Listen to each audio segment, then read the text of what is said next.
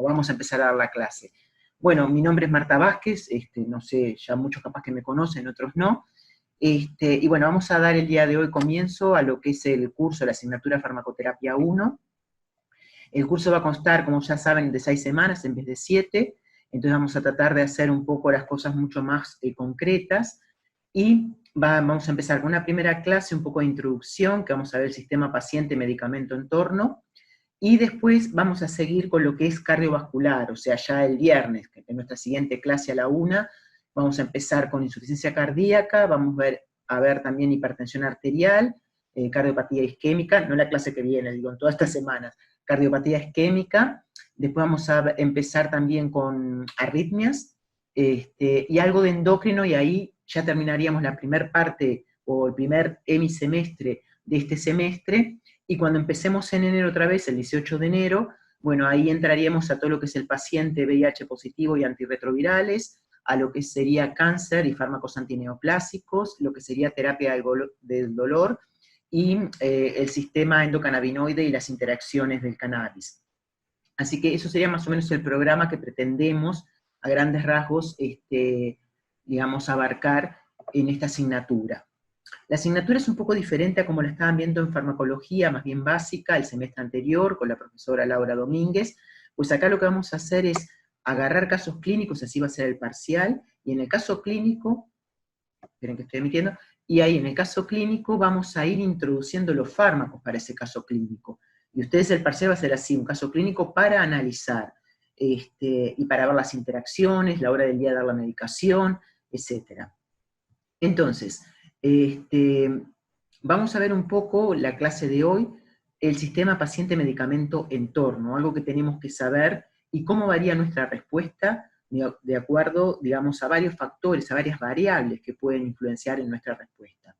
Chiquilines, una cosa, yo odio el Zoom, ya soy bastante veterana, ¿tá? Así que me pueden cortar las veces que sea, pero háblenme, porque no voy a estar mirando el chat, agarran, me hablan, igual como están con video apagado, no les veo la cara.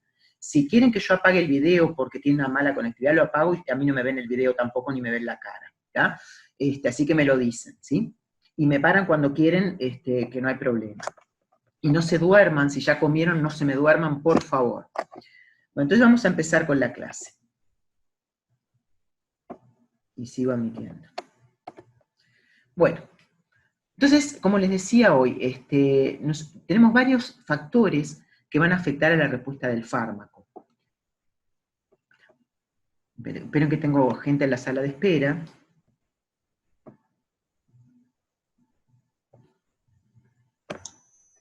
Profe, eso de tener que aceptar a la gente se puede desactivar para que simplemente teniendo el link puedan entrar. A ver cómo lo desactivo. Pero eso lo tiene configurado facultad. O sea, lo que pasa que me están diciendo que eso lo tiene configurado facultad para evitar problemas y todo eso. Entonces no sé, viste, no lo puedo desactivar yo desde la casa, porque entré por Zoom de facultad. Claro. No, si fuera con el Zoom que teníamos antes, sí, yo eso lo puedo desactivar, pero acá no. Bueno, entonces, son varios los factores que me van a afectar la respuesta al fármaco, y podemos nombrar muchos. Dentro de uno que ustedes capaz que ya lo saben, es la edad. Ustedes saben que no es lo mismo cuando estamos tratando un recién nacido, cuando estamos tratando un niño, un adulto joven, un adulto mayor. Y simplemente los que se acercan más, digamos, en sus parámetros farmacocinéticos, por decirle algo, y en las funciones, es el recién nacido con el adulto mayor. Digo adulto mayor y muy mayor a partir de los 80 años. ¿Y por qué? Pero por fisiología diferente. Ustedes saben que en el neonato, en el recién nacido, tenemos todo, digamos, poco desarrollado. Tenemos la funcionalidad renal poco desarrollada, inmadura, lo mismo la parte hepática, la barrera hematoencefálica. Entonces, en el neonato quizás la semilla de eliminación es larga, pero con una inmadurez. A medida que va progresando y va evolucionando, después vuelve a la normalidad. En cambio, en el adulto mayor, ya en el viejito, tenemos que obviamente también puede tener una funcionalidad renal disminuida, también puede tener problemas, digamos, en lo que es la eliminación de fármacos, la biodisponibilidad, pero en este caso no va evolucionando, sino se va a ir deteriorando. Pero en sí, si determinamos los parámetros farmacocinéticos de un fármaco en el recién nacido, como en el adulto mayor, ya le digo, en el adulto mayor muy mayor, sí puede haber semejanzas en eso. a pesar de fisiologías que pueden llegar a ser diferentes, iguales, perdón, uno por inmadurez y otro por, digamos, decremento. También tenemos que la genética puede impactar tremendamente en lo que es la respuesta al fármaco. Ustedes saben que hay muchas enzimas que se expresan polimórficamente, y por lo tanto vamos a tener metabolizadores rápidos, ultra rápidos, lentos, y eso me va a impactar en la concentración del fármaco en el organismo. También, para nombrarle alguno, el sexo es importante. Ustedes saben que las dosis convencionales, que comúnmente aparecen en los prospectos, no hace diferencia entre masculino y femenino, entre los sexos, pero sí tendría que haberla porque impacta diferente, digamos, la fisiología de la mujer y la del hombre en relación al fármaco. Por ejemplo, la mujer o el hombre, por ejemplo, en el hombre tenemos un pH mucho más ácido que la mujer a nivel estomacal. O sea, en el hombre se secretan más protones a nivel del estómago que con respecto a la mujer. ¿Y esto qué hace? Esto puede impactar en la disolución de determinados fármacos que necesitan un pH ácido para disolverse. A su vez, el vaciamiento gástrico es más lento en la mujer y el peristaltismo es más lento en la mujer intestinal. Y eso puede impactar en la disolución de fármacos y después en su posterior, digamos, absorción. A su vez también si hablamos con referencia, esto se lo estoy nombrando muy por arriba porque vamos a ver algunos ahora, ¿no? De estos factores. A su vez también, bueno, como les dije hoy, la funcionalidad renal importa mucho, sobre todo para aquellos fármacos que se eliminan específicamente por excreción renal. Entonces, en un anciano, por ejemplo, nosotros la funcionalidad renal va a estar disminuida. Y va a estar siempre disminuida a pesar que creatinina sérica, que es uno de los parámetros que se mide en la paraclínica para ver si es normal, me dé un valor normal. ¿Por qué? Porque la creatinina sérica no es buena enfoque, digamos, no es algo que me determine si el paciente es suficiente renal o no. ¿Por qué? Porque en el adulto mayor la masa muscular está disminuida, y la creatinina es un producto de la masa muscular. Entonces, la creatinina me puede dar valores normales, ¿tá? Porque está disminuida la masa muscular y se está sintetizando menos, pero eso no quiere decir que se esté eliminando bien. Lo que habría que hacer sería Euclides de creatinina. Y eso comúnmente no se hace mucho en los hospitales, cuesta mucho más hacerlo, y por lo tanto, nosotros ya sabemos que cuando se trata de un paciente adulto mayor, lo tratamos como si fuera insuficiente renal más allá de lo que haya dado la creatinina. Y sabemos que si el fármaco se va a eliminar por excreción renal mayoritariamente, lo que hacemos es empezar con dosis más bajas. También es importante, bueno, la función cardiovascular, digamos, la función hepática, la hora del día de administrar la medicación, que eso lo vamos a ver ahora, o sea, no es lo mismo dar la medicación de mañana o en la noche, porque nosotros tenemos, hay variables fisiológicas que siguen ritmos circadianos de 24 horas, y por lo tanto, hay fármacos que se tendrían que dar de noche y no de mañana, y así con otros que se tendrían que dar de mañana y no de noche. Por lo tanto, la hora del día es importante, digamos, y va a impactar en la respuesta al fármaco. También el estado clínico del paciente, y una de las cosas que vamos a empezar y quizás impacta más, son las interacciones. Interacciones que pueden ser fármaco-fármaco, fármaco-alimento o fármaco-planta medicinal. Acá agregamos fármaco-alimento porque nadie le da bolillas si el fármaco se da con alimentos, sin alimentos, el médico te dice, si es antibiótico para que no te caiga mal, tomalo con leche, y hay antibióticos que no se pueden tomar con leche, pero así no te cae mal al estómago. Bueno, eso es una cosa, digamos, falsa totalmente y no tiene ningún argumento científico.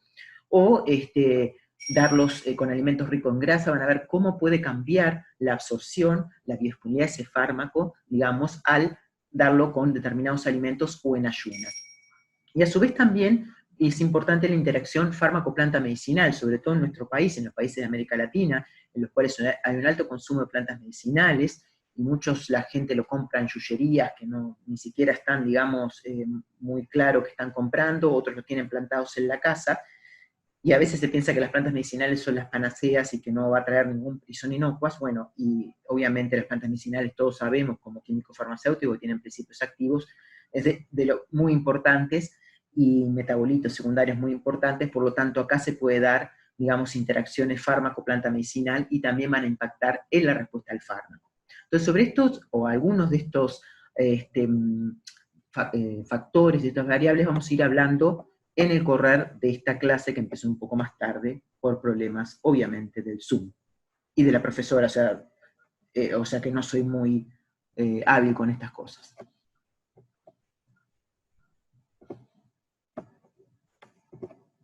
Bueno, entonces, si nosotros vemos lo que es, y vamos a empezar con una administración extravascular, y sobre todo con una administración oral. Ustedes saben que la administración oral quizás sea lo más común, la administración que se da más común, la que se quiere por preferencia, porque nosotros, digamos, la que tiene menos costo, y a su vez es la que en el hospital se desea pasar de la intravenosa enseguida a vía oral, y tener el paciente la independencia al pasar a vía oral. Pero simplemente, como yo digo, la vía oral es la más tenebrosa en cuanto a qué cantidad de fármaco llega realmente al sitio de acción, porque ustedes fíjense que cuando un fármaco lo toca administrar por vía oral, o sea, primero tengo lo que sería el estómago, y ya ahí empezamos a hablar del pH estomacal. Lo primero que tiene que hacer el fármaco es, digamos, ya sea una cápsula o un comprimido, enfrentarse a eso, ¿tá? O evitar eso, como aquellos comprimidos con recubrimiento entérico. Entonces, ahí tenemos, bueno, que puede haber una interacción importante, sobre todo si estamos con fármacos que aumentan el pH intragástrico, como puede ser los anti-H2 o como puede ser los inhibidores de la bomba de protones, que me pueden comprometer la disolución de otros fármacos, pero a su vez también, esto es importante, pues, o sea, sabemos que para que el fármaco después se absorba, que la mayoría de los fármacos se absorben a nivel de la primera porción del intestino delgado, el fármaco primero tiene que estar disuelto, ¿tá? Entonces, acá tenemos fármaco, la forma farmacéutica tiene que estar disuelta para después que el fármaco se absorba a nivel del intestino, y una vez que el fármaco llegue a la circulación sistémica y ya esté disponible, digamos, para llegar, distribuirse y eliminarse, tenemos que el fármaco en la sangre puede circular solito, ¿tá? Pero en la mayoría de los casos va unido, se transporta o lo transportan las proteínas. Y dentro de las más habituales son la albúmina y la ácido alfa-1-glicoproteína. Y ustedes saben que eso fue siempre una premisa, digamos, en los libros de farmacología, que obviamente entre el fármaco unido y el fármaco libre es un equilibrio. Y siempre en farmacología, y no lo voy a negar, porque si no parece que niego todo, en farmacología se dice que el fármaco libre es el farmacológicamente activo, ¿sí? Y obviamente el fármaco libre es capaz de atravesar barreras, capaz de distribuirse, producir el efecto deseado, y el fármaco libre es el que se elimina. Pero ojo, ¿Qué proteínas plasmáticas dijiste que eran a las que se solían unir los fármacos? albúmina y ácido alfa-1-glicoproteína. ¿Se me escuchó? Sí, muchas gracias. De nada. Entonces, eso comúnmente, digamos, es el fármaco libre, el que es farmacológicamente activo, como decimos siempre. Pero ojo les digo, porque van a haber algunos fármacos, como ser la ciclosporina, que es un inmunosupresor, que aparte de unirse a proteínas plasmáticas tipo la albúmina, se une a las LDL, o sea, las lipoproteínas. Como se une el colesterol, ¿vieron cuando le hacen, ustedes capaz que son jóvenes y no tienen problema de colesterol, pero cuando le hacen... Hay fármacos, como la ciclosporina, que es un inmunosupresor, que se une a las lipoproteínas. Ustedes se acuerdan del colesterol, se une a las LDL y HDL, ¿se acuerdan esa clasificación antigua de colesterol malo, colesterol bueno, que eso es ridículo, pero después ya lo hablaremos, ¿tá? Entonces el colesterol se une a las LDL, ¿tá? Pero hay fármacos que se unen a las LDL, y ahí el fármaco unido puede internalizarse, y no está libre, ¿me entienden? Porque el colesterol LDL se internaliza a nivel hepático y a nivel de otros órganos, ¿tá? Entonces, en realidad decir que el fármaco libre es el farmacológicamente activo, en la mayoría de los casos sí, pero si un fármaco se une a las LDL, está unida a algo, es una lipoproteína, o sea, pero es algo que es difusible, que entra, ¿tá? Como tal, entra el fármaco unido a las LDL. ¿Me entendieron ese concepto? Voy a esperar que alguien me hable. Sí, se entendió. Ya, perfecto. Sí. Ya. Ese es un concepto importante porque ciclosporina e inmunosupresor es otro grupo farmacológico, vamos a ver trasplante que vamos a ver, ¿ya? Durante el año. Entonces, después que el fármaco está libre, bueno, se va distribuyendo y eliminando. Estas dos etapas de eliminación y distribución son simultáneas. Se va distribuyendo y eliminando. Desde el punto de vista farmacocinético de las fases, ¿tá? Esta fase se llama, de distribución y eliminación, se llama de disposición. Es una fase simultánea. ¿Tá? Pero a nivel de todo este sistema que yo les dije, que es complicado, van a haber distintos problemas, ¿tá? De acuerdo al entorno, como les dije, a los alimentos, a las comedicaciones, ¿tá? Y a variables propias del paciente, a la edad, el sexo, el estado fisiológico del paciente, y a los ritmos circadianos. Entonces vamos a empezar con interacciones fármaco-fármaco. Y ojo que la palabra interacción, y acá como químicos lo tenemos que saber, no es lo mismo que incompatibilidad. Interacción, cuando hablamos de una interacción medicamentosa, es algo que ocurre dentro del organismo, ¿tá? Cuando hablamos de incompatibilidad farmacéutica, es a veces lo que se da en mezclas de medicamentos, o sea, lo que pueden ser las mezclas de suero para uso intravenoso, ¿tá? Y ahí, cuando hay incompatibilidades, ¿tá? O sea, cuando hay algo que precipita algo, es una incompatibilidad farmacéutica. En cambio, dentro del organismo se habla de interacción de medicamentos. Y ustedes me pueden decir, bueno, ¿qué incompatibilidad farmacéutica va a haber? Bueno, si ustedes alguna vez han ido a los hospitales, ustedes saben que en el suero le ponen varias cositas y pinchan varios fármacos a la vez. En el suero hay distintos tipos de suero fisiológico, glucosado a distintos porcentajes, y no todos los fármacos tendrían que darse en sueros de gran volumen, ¿tá? Y hemos tenido en nuestros años del hospital, yo estoy desde 1991 en el Hospital de Clínicas, que no saquen ninguna cuenta, ¿tá? Pero desde ese año hemos tenido muchos problemas con incompatibilidades. Ustedes saben que el suero, cuando se le pasa a una persona, tiene que estar incoloro. Bueno, hemos visto suero amarillos, precipitados, con lindos cristales, hermosos cristales, que si hubiera obtenido esos cristales en orgánica cuando era joven, y el rendimiento hubiera sido máximo, me hubiera sacado la mejor nota en orgánica, pero acá los cristales que se obtienen a veces en los sueros son divinos, y eso pretenden pasárselo al paciente. Y un caso muy conocido, que después lo vamos a hablar, nos pasó directamente a la unidad de monitoreo de medicamentos acá en el Hospital de Clínicas. Entonces, cuando hablamos de incompatibilidad, o sea, estoy hablando de los sueros fuera, ¿tá? Tenemos la incompatibilidad física es que lo observás a simple vista. A veces observas cambio de color, ves los precipitados hermosos, o ves que se desprenden gases. Y otras veces tenés la incompatibilidad química, que esa es mucho más difícil de ver, porque, o sea, no la ves visualmente, pero sabes que hay, digamos, problemas, o capaz que hubo una interacción entre los fármacos, pero no la pudiste ver, o sea, digamos, una incompatibilidad, pero no es visible, y esa es más complicada. Y les voy a contar por qué lo de fenitoína, porque es un fármaco, ya lo vieron bastante con el semestre pasado, que es un anticonvulsivante. Nosotros acá se usa mucho para la epilepsia tónico-clónica, sobre todo en pacientes adultos. Es uno de los fármacos que más monitoreamos en la unidad de monitoreo, dentro de los fármacos anticonvulsivantes. Y la fenitoína sódica, ¿tá? Es insoluble a grandes volúmenes, es insoluble en agua, ¿tá? Entonces, esto fue un estudio porque un paciente le estaban dando fenitoína en gran volumen, en suero glucosado, y cuando se vino a determinar la concentración, o sea, si una persona da la fenitoína por vía intravenosa, obviamente uno pretende que la concentración no tenga ningún problema en las barreras porque pasa directamente a sangre ese fármaco. Bueno, pues se vieron que era no detectable la concentración cuando la medimos. Y fíjense, decimos, como no nos creían mucho, vieron que tenemos algunos problemas de credibilidad con los médicos, agarramos una ampolla de fenitoína y le pinchamos en el suero fisiológico, en solución dextrosa al 5%, 10 y 30.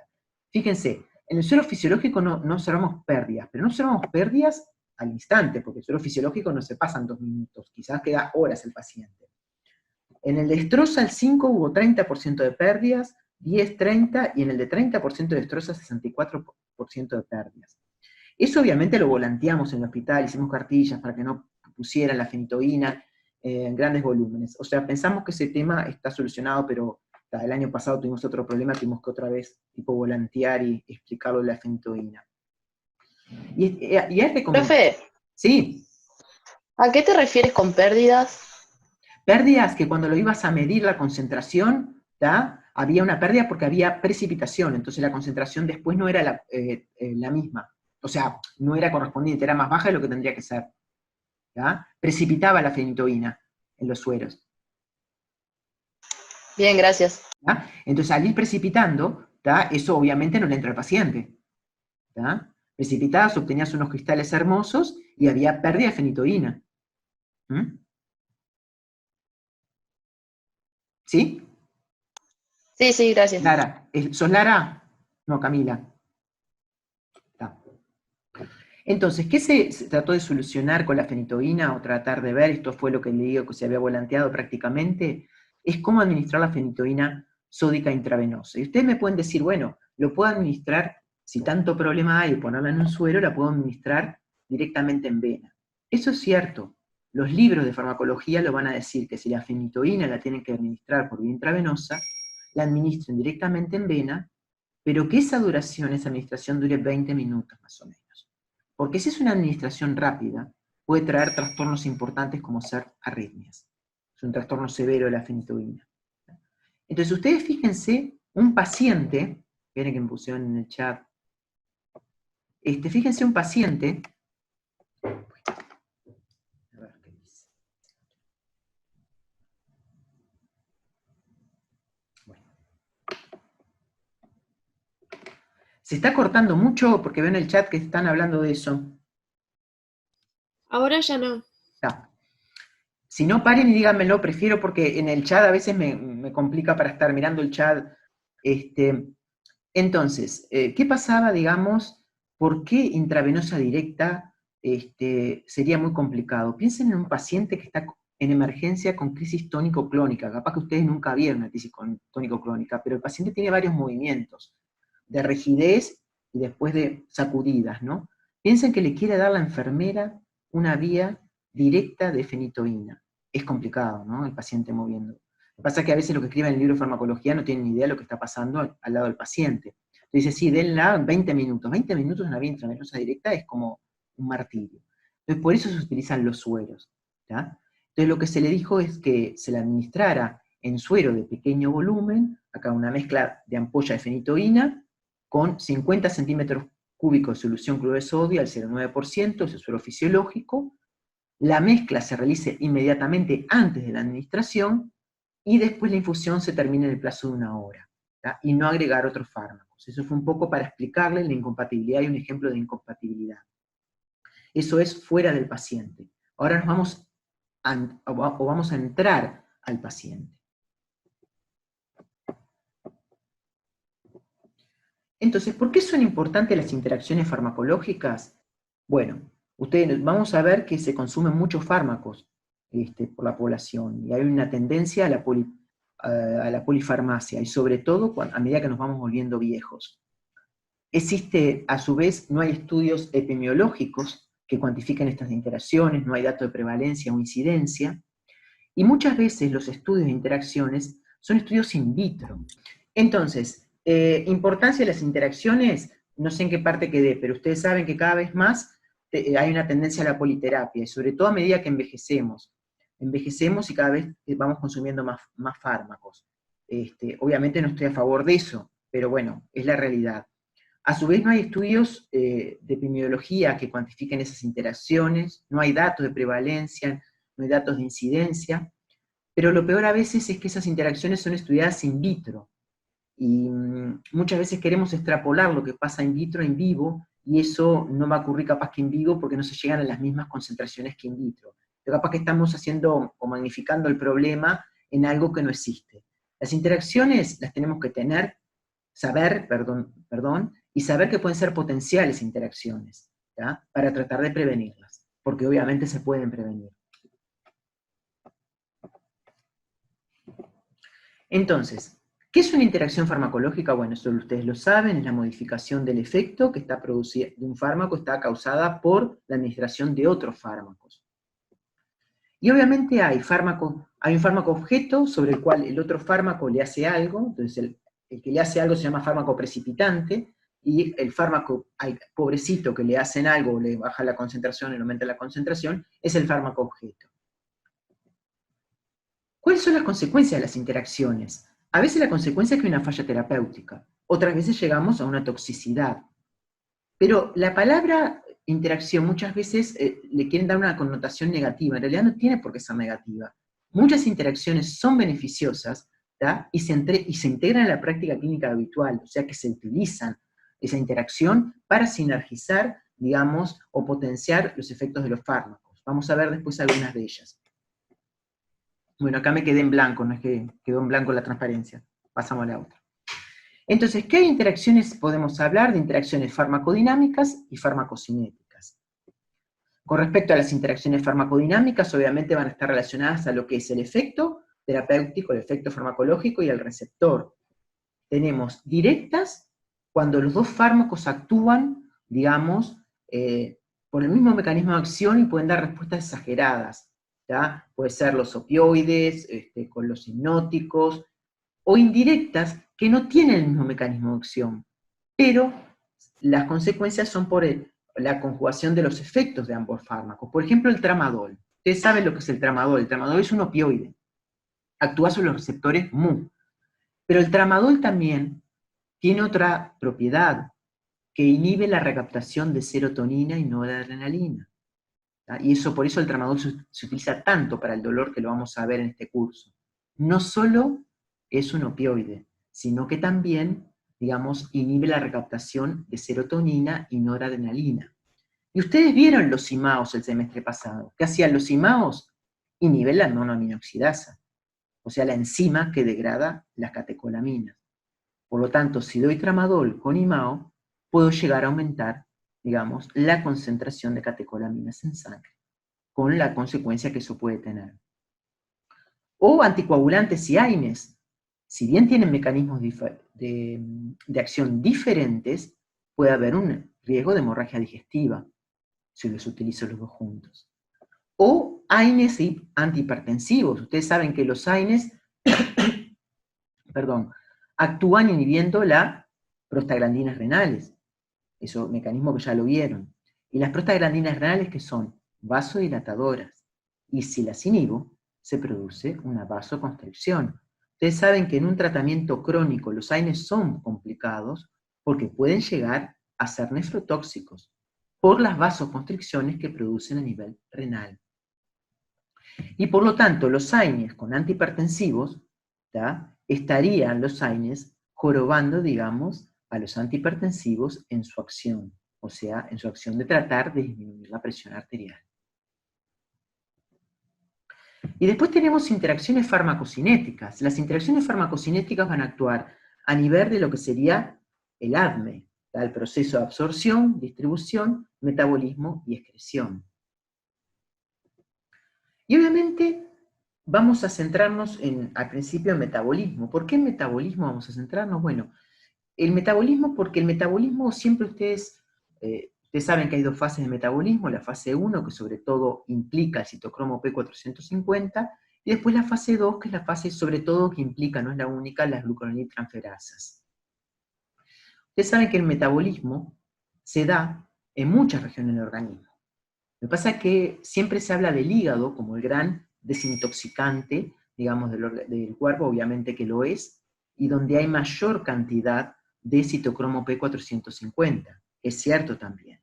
Pero ojo, hay bastante cantidad de citocromo P450 y bastante representación o expresión de muchas de las isoenzimas a nivel del intestino. ¿Ya? Entonces, si hay a nivel del intestino, ya empezamos a tener problemas a ese nivel una vez que el fármaco llega al intestino delgado, ahí, pácate. ¿Con qué se entera? Que hay un enterocito que va a tener enzimas. Y si el fármaco es metabolizado por esas enzimas, ya a ese nivel del enterocito lo van a degradar. ¿Y esto qué quiere decir? Que el fármaco va a tener un metabolismo presistémico, ¿ya? Antes de llegar a la circulación sistémica. Entonces, ¿qué va a pasar? Va a disminuir la biodisponibilidad de ese fármaco. ¿Sí? Pero a su vez, cuando hablo de más de un fármaco, porque estoy hablando de interacciones, entonces tenemos que, y eso ya lo vieron, que hay fármacos inductores e inhibidores de esas enzimas. ¿Ya? La fenitoína es un gran inductor enzimático. Hablando de fármacos que ya han visto, la carbamazepina también. No solo es un inductor, un heteroinductor, sino un autoinductor. Él mismo se induce su metabolismo. Y hay otros fármacos, ¿ya? y otras proteínas que vamos a estudiar, muy involucradas en la absorción y disposición de fármacos, y es lo que tenemos acá abajo, que son las llamadas bombas de flujo. ¿Ya? Es flujo porque sacan algo, ¿ya? Un xenobiótico, fuera del organismo. Y esas bombas de flujo también hay fármacos que las inhiben o producen una sobreexpresión de las mismas, o las inducen. ¿Y qué son las bombas de flujo? Que las vamos a hablar bastante durante el semestre, porque hay fármacos que son inhibidores de esas bombas, otros que son sustratos, otros que son inductores, aumenta la sobreexpresión, etcétera, etcétera. Las bombas de flujo fueron estudiadas allá por los años 70 en el cáncer de mama, porque vieron que con determinado fármaco que se utiliza mucho para el cáncer de mama, sobre todo el cáncer de mama metastásico, que es la dosorubicina, que es un antibiótico antraciclínico, se veía que las pacientes no respondían a ese fármaco. Se vio después, se hizo una línea de cultivo celular, y que se vio que había una sobreexpresión en células patológicas de determinadas proteínas que sacaban al fármaco, ¿tá? Y evitaban que llegara a su sitio de acción. Se pensó que, bueno, esto estaba relacionado con células cancerígenas que, o sea, trataban de resistirse al fármaco y por eso sobreexpresaban esas proteínas. Pero después, más tarde se vio que esas bombas de flujo, mira que también tenemos de influjo. En esta clase vamos a hablar de eflujo. Esas bombas de flujo en realidad es un sistema que nos mantiene vivos, ¿tá? Y en realidad está a nivel normal, ¿tá? No en ninguna patología, no tienen por qué estar sobreexpresadas, en nuestro organismo. ¿Y dónde se encuentran? Se encuentran, por ejemplo, acá lo ven, a nivel del enterocito. ¿Y qué hacen a ese nivel? Si el fármaco sustrato o el xenobiótico sustrato, ¿qué hacen? Lo sacan del enterocito y lo vuelven otra vez al lumen intestinal. Tratan de deshacerse de ese fármaco, sacándole el lumen intestinal. ¿Dónde están también esas bombas de flujo? En el canalículo biliar. ¿Qué hacen ahí? Bueno, agarran y sacan del hígado y lo mandan hacia la bilis por el canalículo biliar y de ahí al intestino. ¿Dónde están también? En la barrera hematoencefálica. Tenemos que proteger al cerebro, el sistema nervioso central. Entonces, ¿qué hacen? Sacan el fármaco, digamos, hacia fuera del sistema nervioso central. ¿Dónde están? En el túbulo proximal del riñón. ¿Tá? Y entonces, ¿qué hacen? Sacan al túbulo renal otra vez el fármaco. Están a su vez en la placenta en una mujer embarazada. ¿Para qué? Para proteger al feto. Están a nivel de las gónadas, tenemos que proteger la reproducción. Están a nivel de los linfocitos, ¿tá? Sacan el fármaco hacia afuera para proteger la inmunidad. ¿Tá? Por lo tanto, digamos, van a influenciar muchísimo esas bombas de flujo en la absorción y disponibilidad de fármaco.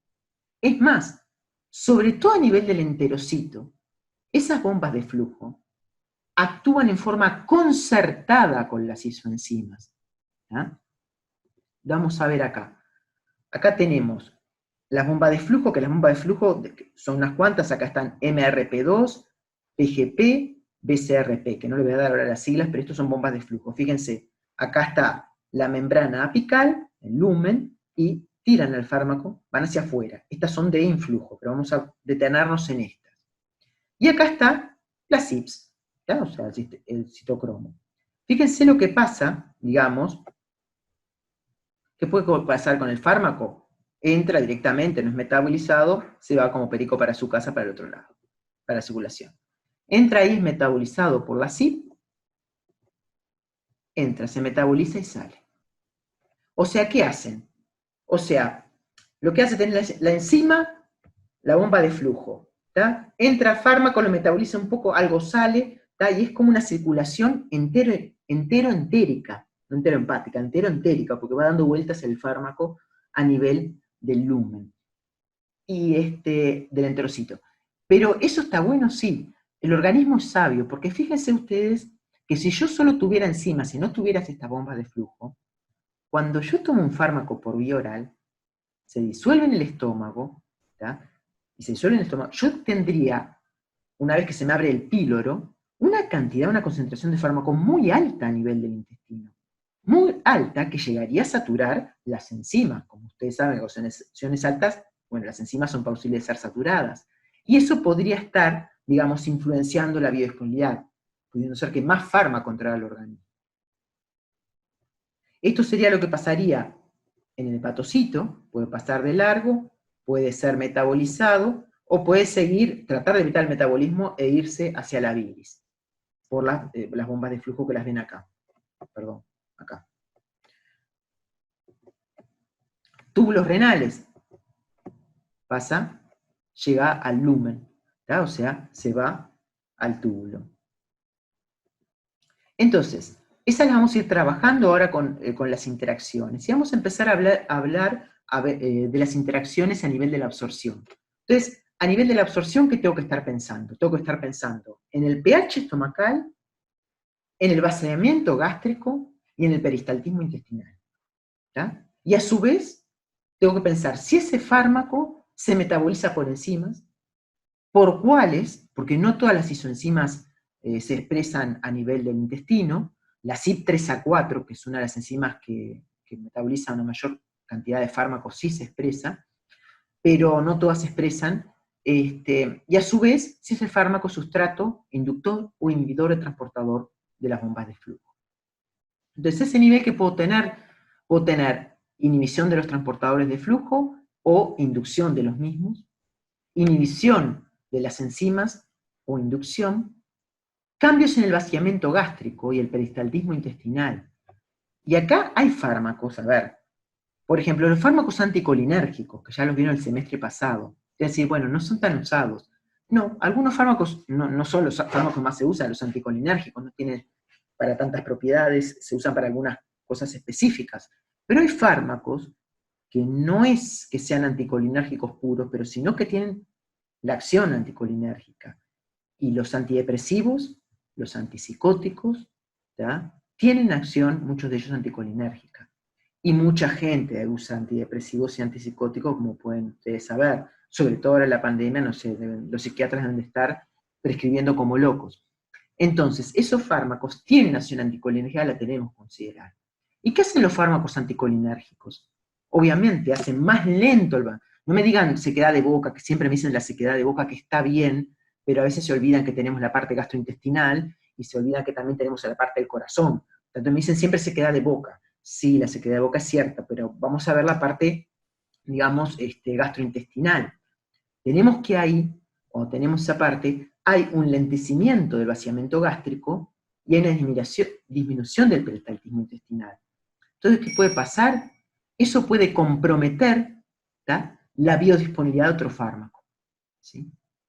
Los opioides también disminuyen eso, ¿tá? O sea, tanto enlentecen el vaciamiento gástrico como disminuyen el peristaltismo intestinal.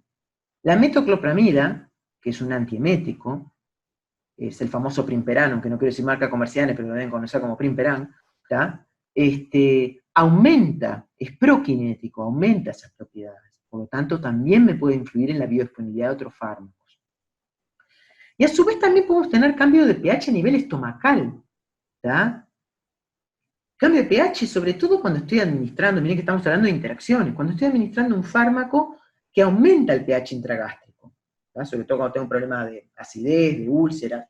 Y esos fármacos son, por ejemplo, los fármacos antagonistas H2 y los inhibidores de la bomba de protones. Entonces, hay fármacos que necesitan un pH ácido para disolverse. Por ejemplo, los antimicóticos, fluconazol, ketoconazol, necesitan de un pH ácido para disolverse. Si yo aumento el pH dándole una ranitidina, por ejemplo, al paciente, puedo estar impactando la disolución del fármaco. Se va a disolver menos fármaco y por lo tanto se va a absorber menos cuando llega al intestino. Acá van a ver una interacción preciosa, que yo les dije que no todas las interacciones eran malas, ¿tá? Y esta es a nivel de la parte de absorción, de la parte del metabolismo presistémico. Ahora capaz que lo asusta la cantidad de fármacos que les voy a nombrar, pero estos fármacos los vamos a ir viendo en el curso. Acá son, los fármacos que les estoy poniendo acá, en estas curvas, son los fármacos inhibidores de proteasa. Estos fármacos son saquinavir, lopinavir, ritonavir, etc. Son fármacos que se usan para el paciente VIH positivo. O sea que los vamos a ver cuando veamos pacientes VIH positivos, SIDA, ¿ya? Y estos fármacos, cuando se daban separados, o sea, todo el problema empezó porque se daban, se veía que tenían muy baja biodisponibilidad, cualquiera de ellos, ¿no? Muy baja biodisponibilidad, y se metabolizan a nivel del intestino y mucho. Y esos fármacos se metabolizan por la CYP3A4 a nivel intestinal. Por lo tanto, tienen un gran metabolismo presistémico y la biodisponibilidad es baja de esos fármacos. Pero se vio, y acá fíjense, todos estos fármacos en las curvitas, todos estos son inhibidores de proteasa.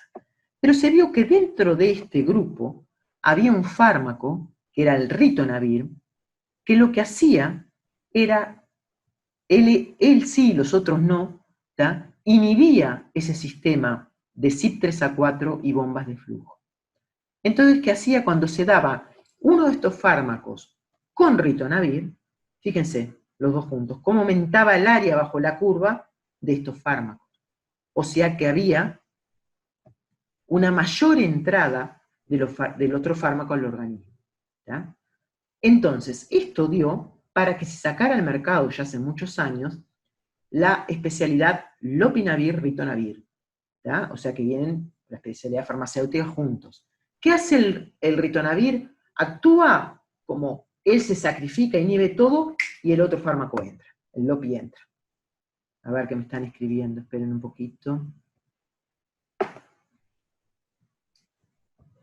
Está. Entonces, el ritonavir lo que hace es actúa inhibiendo, se da junto con el lopi, y lo que hace él, ¿tá? Inhibe ese metabolismo persistémico porque es inhibidor de la CYP3A4 y de la bomba de flujo, y el lopinavir entra y aumenta la biodisponibilidad del niño. Obviamente en el mercado no hay tantas combinaciones de esto, pero ¿qué hace el médico infectólogo ahora? Por ejemplo, administra saquinavir con ritonavir, ¿sí? Sin estar en la misma especialidad farmacéutica, pero lo puede administrar.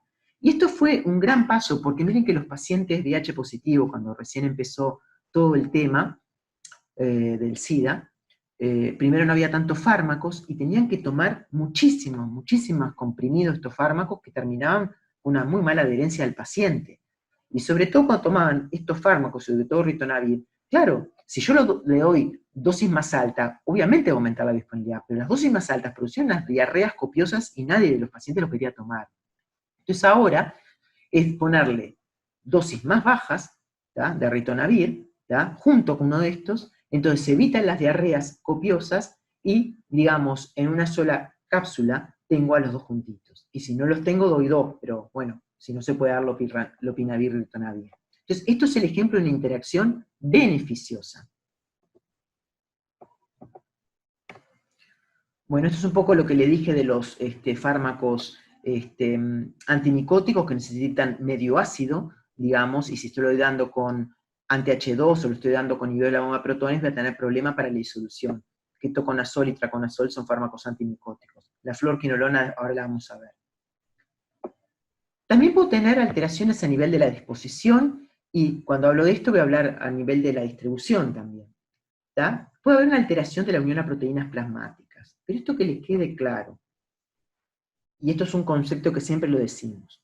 El ácido valproico, ¿sí? Un anticonvulsivante, tiene gran afinidad por la albúmina, ¿sí? Y cuando se da con otro fármaco, que también se une a la albúmina, comúnmente el ácido valproico desplaza al otro fármaco de su unión a la proteína, ¿sí? Vamos a llamarle el fármaco X. Entonces, ¿yo qué tendría? Tendría una mayor fracción libre del fármaco X, y ustedes dirían, bueno, y una mayor concentración libre. Entonces se van a exacerbar los efectos. Bueno, no tiene por qué. Porque esa concentración, no hablo de fracción, la fracción sí va a estar aumentada libre, pero la concentración libre, ¿ya? Si no hay ningún impedimento a nivel de la eliminación, se va a distribuir más, o sea, para causar el efecto, pero también se va a eliminar más. Por lo tanto, va a llegar a un equilibrio antes y después de la interacción, en cual la concentración libre va a ser la misma. Puede ser que momentáneamente, cuando ocurre la interacción, esté aumentada, pero la concentración libre va a ser la misma. No así la fracción unida a las proteínas plasmáticas. ¿Ah? O sea que a nivel de la distribución es poco probable que se vea un efecto clínico importante a nivel de la distribución.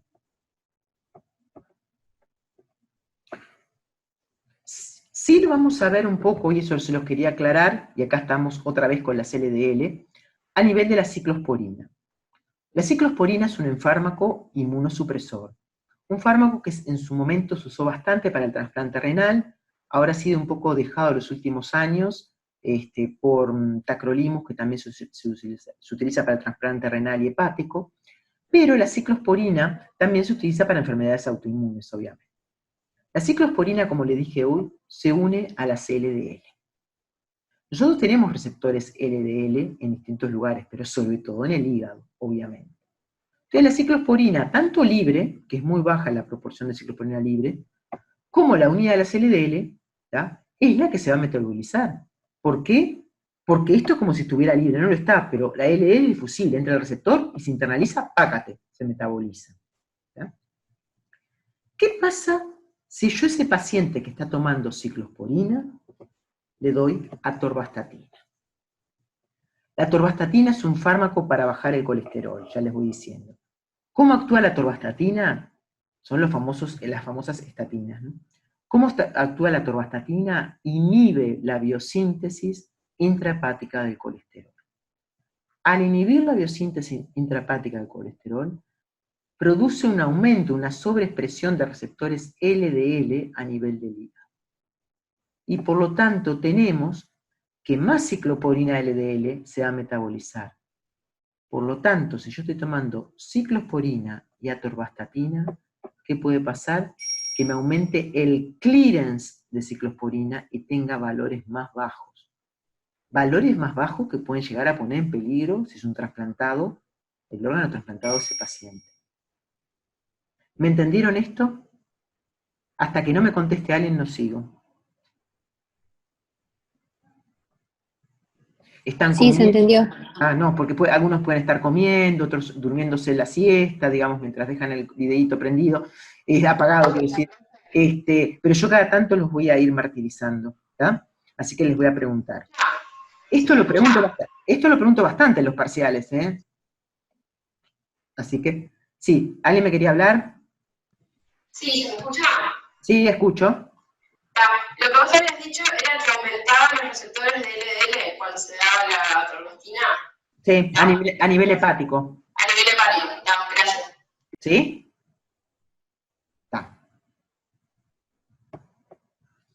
¿Por qué dijiste que se ponía en compromiso el órgano trasplantado? Porque, ¿qué pasa? Si vos la ciclosporina la estás usando, vos cuando haces un trasplante de cualquier órgano, ¿no? Te puse renal porque para que tenemos más experiencia, pero hepático también, ¿no? Pero en cualquier órgano, vos utilizás inmunosupresores. ¿Para qué? Para que el paciente, justamente, o el organismo del paciente no rechace el órgano trasplantado, ¿verdad? ¿Sí? Sí. ¿Qué pasa? Uno de esos, digamos, inmunosupresores, que le puse ejemplo ahora, es la ciclosporina, ¿sí? La ciclosporina tiene un rango terapéutico estrecho, ¿no?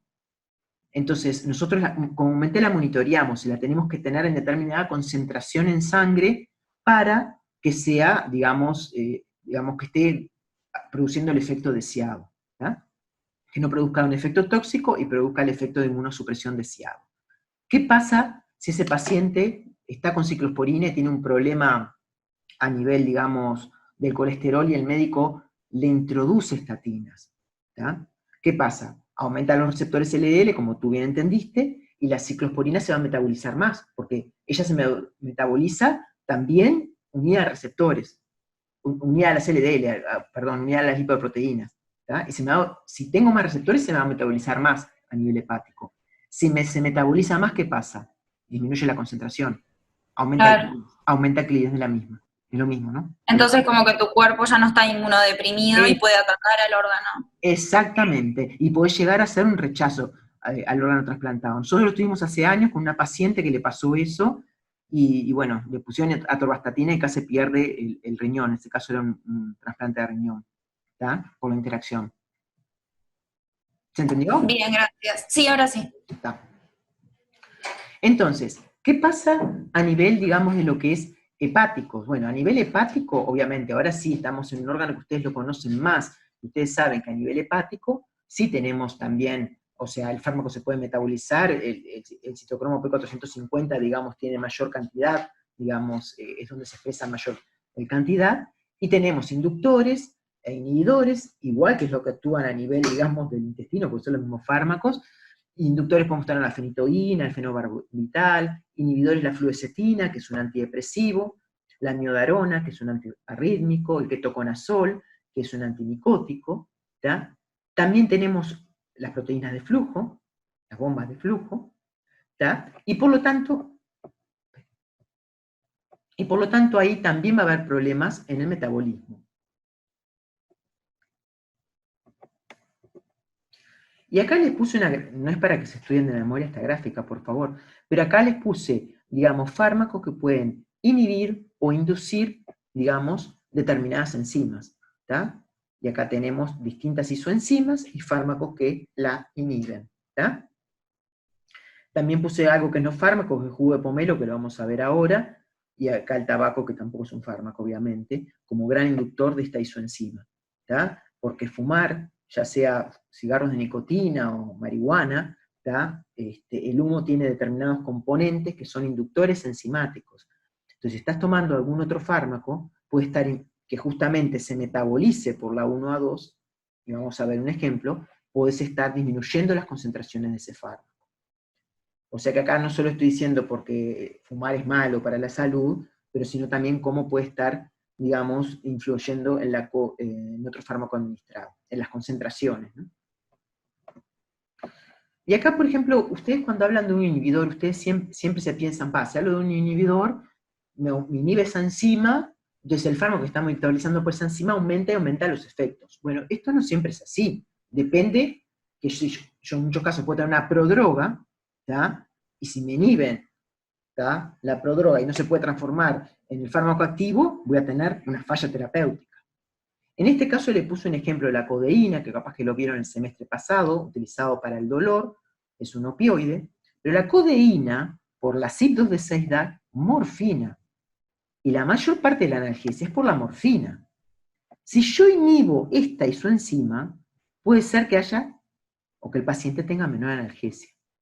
Y esto sucede a veces con la fluoxetina, es un antidepresivo gran inhibidor de esta enzima, y con el CBD, con el cannabidiol, ¿tá?, que es un gran inhibidor de la CYP2D6. Puede ser que tenga, o el paciente experimente menos analgesia por no formarse la morfina. ¿Sí?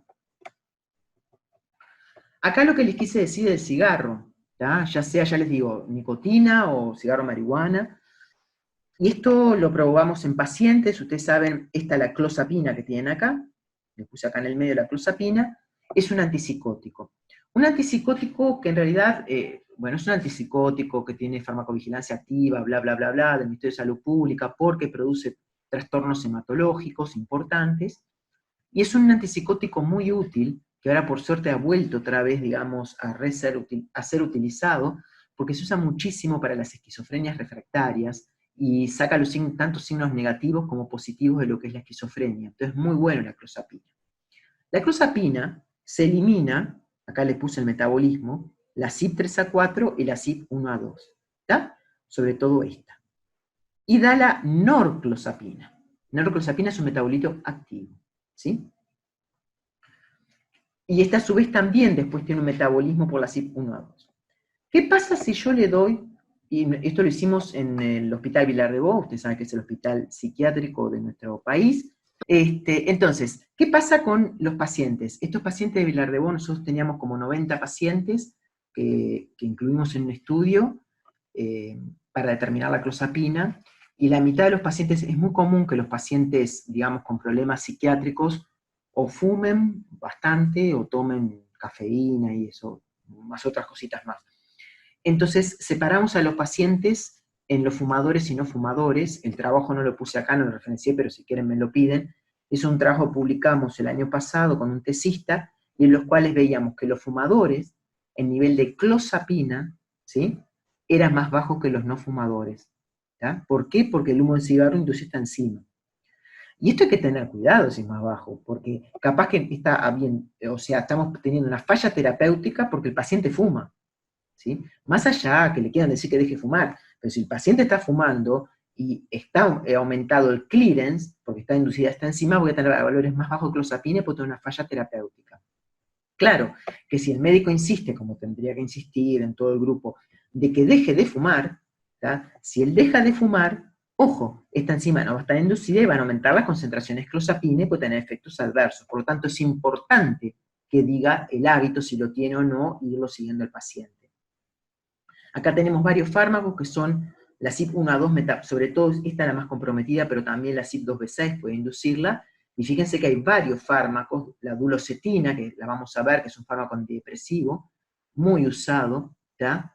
Y es también la amitriptilina, que si bien es un antidepresivo, se usa para la terapia del dolor, sobre todo ya dejó de usarse como antidepresivo. Todos estos fármacos se eliminan en forma importante por la CYP1A2. Por lo tanto, el humo del cigarro, o fumar, cigarro, de nicotina o marihuana, también es importante en las concentraciones. Bueno, ¿y qué pasa a nivel renal?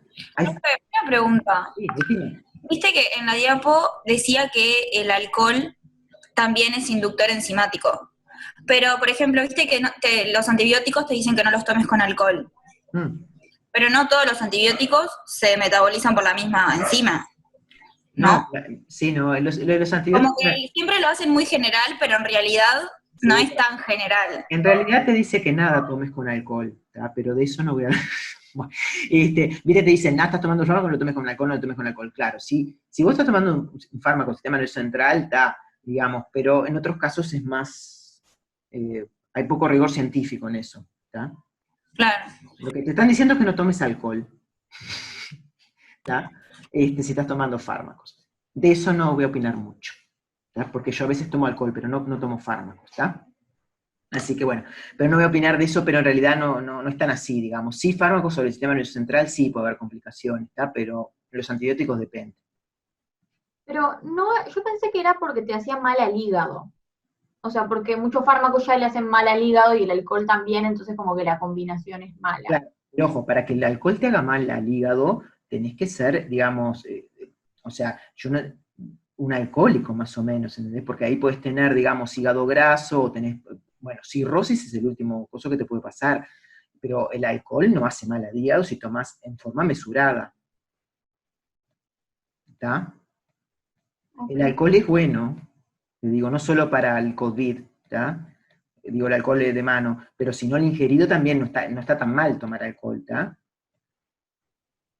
No es que te vaya a venir un problema hepático. ¿Quién me habló, la que me dijo el alcohol que te produce? Sí, no, perdón, entendiste.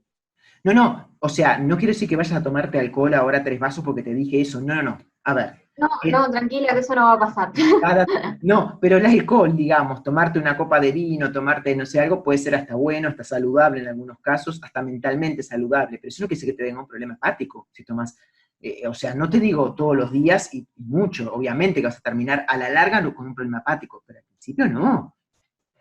O sea, si tomás de forma mesurada, no. ¿Sí? Ok. ¿Tá? Bueno, después, interacciones a nivel de la eliminación renal. Entonces, ahí tengo que, ustedes saben cómo se produce la eliminación renal. O sea, tenemos una filtración glomerular, ¿sí? Secreción tubular, ¿tá? Activa, hay una para ácidos y otra para bases, y después tenemos reabsorción tubular. O sea, que una vez que se filtra un fármaco, puede reabsorberse. Y la reabsorción va a depender si está en su forma ionizada o no. Ustedes saben que para absorberse tiene que estar el fármaco no ionizado. Y eso va a depender del pH de la orina. Y el pH de la orina no siempre es igual, ¿eh? Lo voy avisando. ¿Tá? Puede ser más ácido, pero a veces un poquito más básico. ¿Tá? Y eso puede comprometer a la reabsorción de fármacos. Entonces, las interacciones se pueden dar a nivel de las bombas de flujo, y acá les pongo un ejemplo que ya voy a empezar a hablar la que viene, si puedo, que va a ser la dioxina.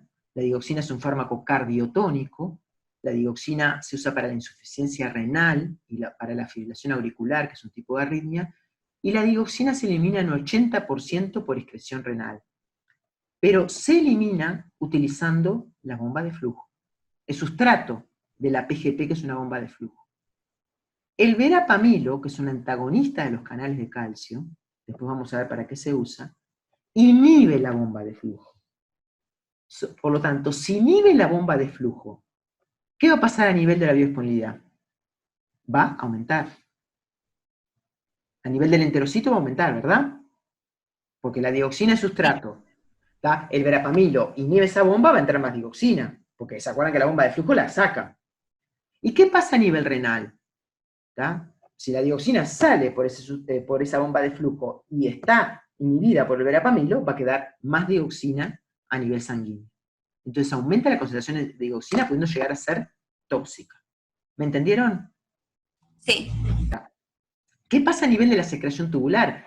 Acá puede haber interacciones con dos fármacos que sean básicos, que pueden competir por la secreción tubular básica, o dos fármacos ácidos por la secreción tubular ácida.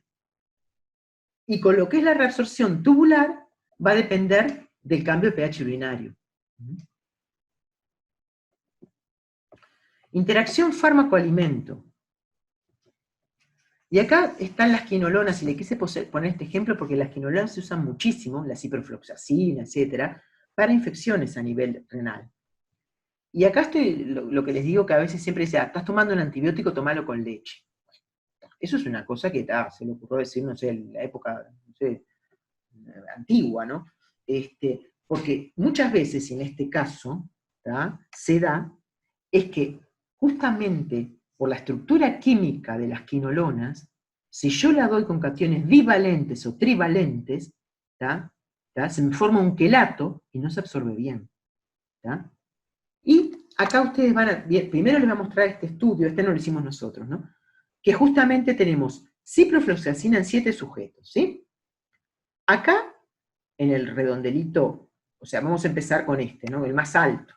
El más alto se daba la ciprofloxacina con agua, fíjense el área bajo la curva, tiqui, bien grande. Acá se le estaba dando ciprofloxacina en el redondelito, con leche. La leche tiene calcio, por lo tanto había menor absorción, porque formaban a este nivel, esta es una estructura química de las quinolonas, a este nivel, forman quelatos. ¿Sí? Y cuando se le daba yogur, todavía es más bajo, el área bajo la curva, cuando se le da yogur, pues el yogur tiene más componente de calcio libre que la leche.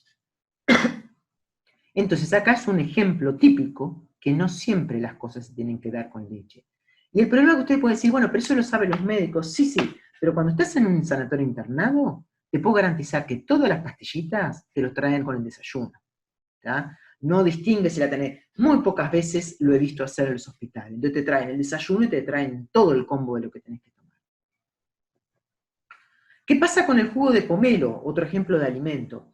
El jugo de pomelo se usa, y cada vez más, digamos, yo cuando era chica acá el jugo de pomelo no existía, pero se usa cada vez más el jugo de pomelo, y el jugo de pomelo tiene determinadas sustancias que inhiben, solo a nivel presistémico, porque esas sustancias no entran a nivel sistémico, la CYP3A4 en el intestino delgado. Si inhiben esa isoenzima a nivel del intestino delgado, ¿qué voy a pasar? Reducen el metabolismo presistémico, por lo tanto, ¿qué pasa? Aumenta la biodisponibilidad. ¿Sí? Esto le pasa a la carbamazepina, por ejemplo, un fármaco que conocen, que se elimina en forma importante por la CYP3A4. Entonces, si yo inhibo ese metabolismo presistémico, menos carbamazepina se me va a degradar a nivel presistémico y me entra más. El saquinavir, que es un fármaco antirretroviral, y el sildenafil, que el sildenafil, perdón por si no sabe la cosa, es el Viagra. Y esto puede ser importante, les voy avisando a los hombres de la clase, que no sé cuántos hay, puede ser importante porque ustedes inhiben ahí, a nivel presistémico, entra más fármaco al organismo. Y ojo que este fármaco es bastante jorobado para el corazón, sobre todo por las vasodilataciones que produce. Bien. ¿Qué pasa? Y vamos a ir hablando, ya que hay bastantes más estudios de lo que son el cannabis, y sobre todo los componentes más principales del cannabis, como el THC y el CBD. Bueno, el cannabidiol, que después lo vamos a ver a fin de año no, o sea, en enero, cuando vengamos el segundo semestre, el cannabidiol, que se usa bastante para lo que es, y acá está permitido, y obviamente entró al mercado para tratar la epilepsia refractaria en niños, que son tremendas, los síndromes de epilepsia refractaria, como sea el síndrome de Lennox-Gastaut, pero el CBD, cuando se administra el aceite, que es la forma farmacéutica que tenemos en nuestro país, tiene muy baja biodisponibilidad, porque el CBD es recontra metabolizado a nivel presistémico. ¿Qué pasa? Es una sustancia totalmente liposoluble, igual que el THC.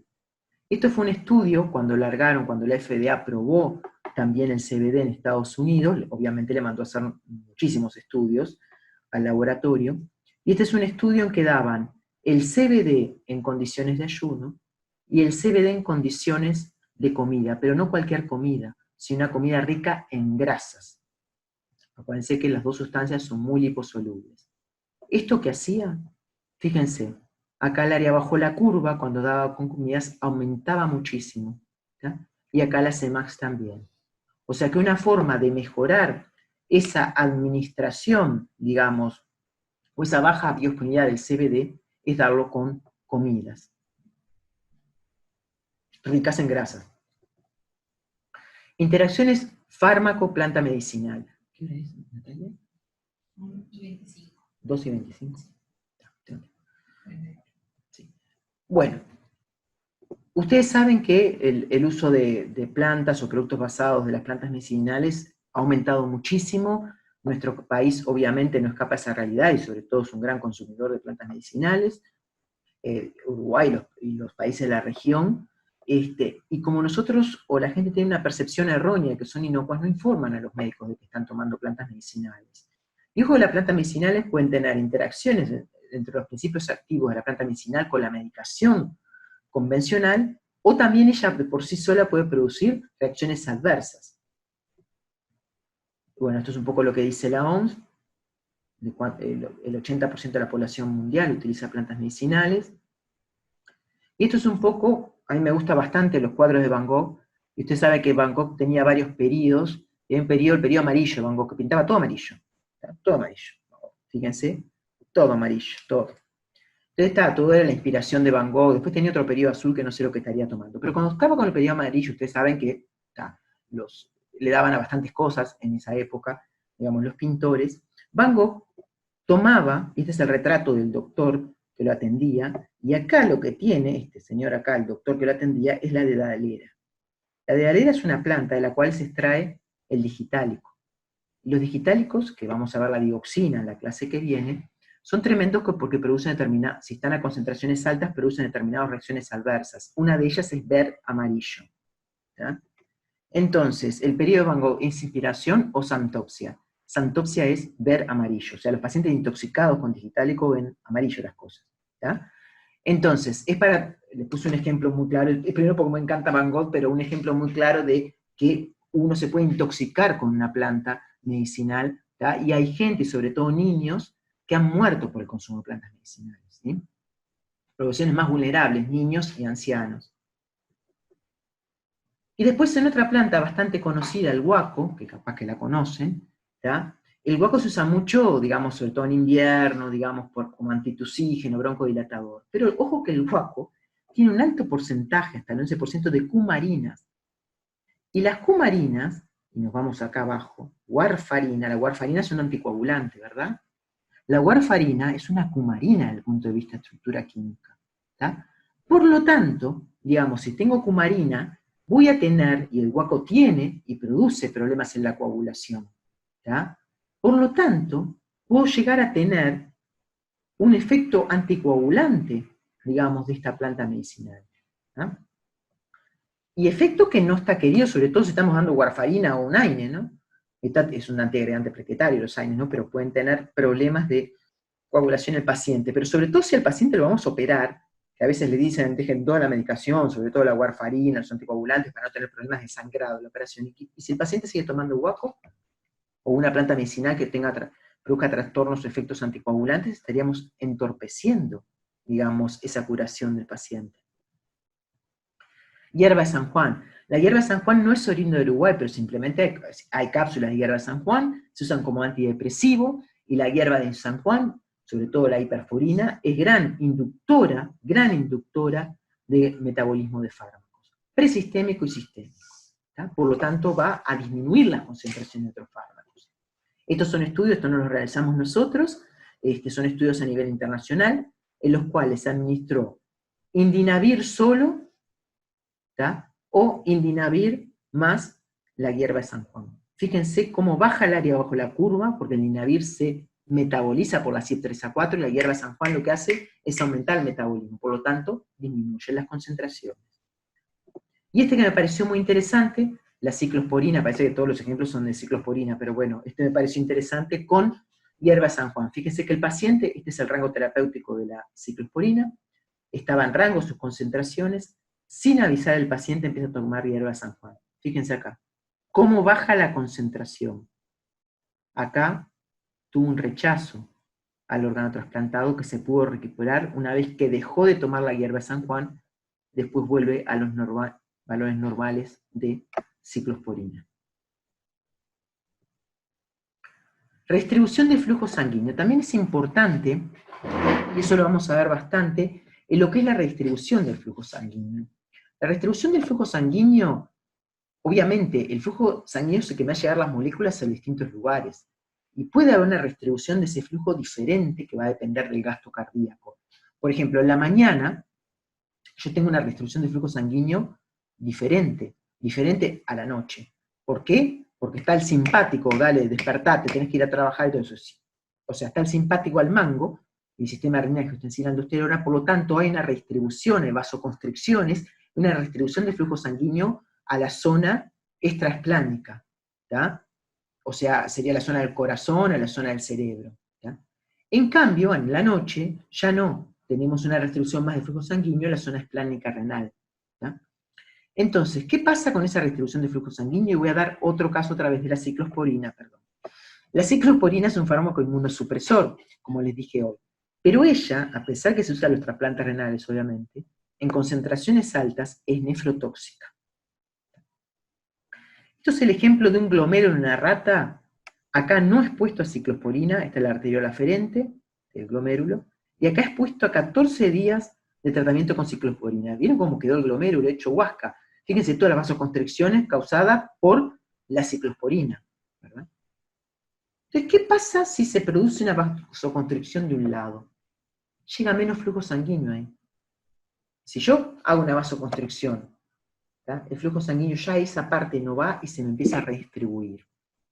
Entonces, ¿alguien me quería hablar? ¿Hola? La fracción, o sea, va a impactar sobre la disposición de drogas. Entonces, fíjense la ciclosporina. La ciclosporina es metabolizada sobre todo por el hígado. ¿Qué le pasa si la eliminación, o sea, perdón, si el riñón está alterado? Porque hay una nefrotoxicidad. Menos moléculas de ciclosporina llegan al riñón. Por lo tanto, el caudal va a ir más caudal hacia el hígado. Y ahí es donde se metaboliza. Y por lo tanto, ¿ahí qué pasa? Voy a aumentar el clearance, ¿sí? De la ciclosporina. Entonces, ¿qué pasa? ¿Se puede originar un aumento del clearance de la ciclosporina si hay una vasoconstricción de la arteriola de los riñones aferente? ¿Y cuándo pasa esa vasoconstricciones? Altas concentraciones de ciclosporina. O sea que ella, en altas concentraciones, y las concentraciones no son muy altas, por favor, en altas concentraciones se está metabolizando más ella, ¿entienden? Está produciendo nefrotoxicidad, va más al hígado, y así va. Otras drogas nefrotóxicas, ¿tá? O un rechazo al trasplante. En un rechazo al trasplante, nosotros tenemos vasoconstricción renal, ¿sí? Otra vez, de esa vasoconstricción renal me manda más fármaco al hígado, se metaboliza más y las concentraciones son más bajas, o sea que todavía jorobo más al órgano trasplantado. ¿Sí? Gines, ustedes párenme, porque yo no sé si están entendiendo. Bueno, la edad. Bueno, hoy les dije el anciano, bueno, este no es un niño recién nacido, pero, bueno, esto después lo leen si quieren, es un pequeño poema de Eduardo Galeano, en lo que dice el viaje justamente compara el recién nacido con lo que es el adulto mayor, ¿no? Está muy lindo, y justamente, digamos, hace una comparación, digamos, un poco, digamos, de los brazos y todo eso, pero yo se las di de un punto de vista fisiológico, el recién nacido con, digamos, con el viejito ya los dos extremos de la vida, ¿no? O sea, el nacimiento y casi, no digo la muerte, pero bueno, estamos más cerca de la muerte, ¿no? Entonces, como son muy parecidos en muchas cosas, ¿no? ¿Y por qué hablo del envejecimiento? Primero porque nuestro país es un país envejecido, es el más envejecido de América Latina, primero que nada. Y tomamos adulto mayor, le digo porque no siempre se toma igual, como mayor igual a 65 años. En otros países de América Latina es mayor igual que 60 años. En nuestro país es mayor igual que 65 años. Y estos fueron distintos censos realizados digamos, en el 1963 a 2011. Fíjense que acá, o sea, había mayores de 65 años un 7,6%. Esto aumentó a 14,1% en el censo 2011. Se piensa que para el 2025 esto se duplique. O sea que cada vez más tenemos un país envejecido. Y esto es importante, sí, es muy importante. Primero, es importante, digamos, que el anciano, obviamente, que podemos llegar con la expectativa de vida sea más larga, eso nos habla muy bien de la tecnología, digamos, nos habla muy bien de los cuidados, etc. Pero también tenemos que tener en cuenta que en el anciano existen pluripatologías, lo más seguro, ¿no? O sea, varias patologías al mismo tiempo. Y ojo, al ver pluripatologías, lo que hay también es una polimedicación, que muchas veces no es muy racional, o la mayoría de las veces es irracional, les diría. Hay prácticas hiperprescriptoras, tanto por parte del médico como por parte del paciente. Ustedes saben que los viejitos a veces tienen mucho tiempo, entonces, ahora no tanto por la pandemia, lo tienen que hacer por Zoom y se les complica más. Pero si no, antes van al médico constantemente, y si el médico no les prescribe un medicamento, no les gusta ese médico, o sea, tienen que salir con algo de ese médico. Entonces es muy difícil a veces para el médico sacarle un medicamento o decirle que no le va a prescribir porque ya lo considera mal médico, pero otra vez es por parte del médico que le pone medicación. Entonces tenemos prescripciones inapropiadas y también tenemos un problema de atención fragmentada. Perdón.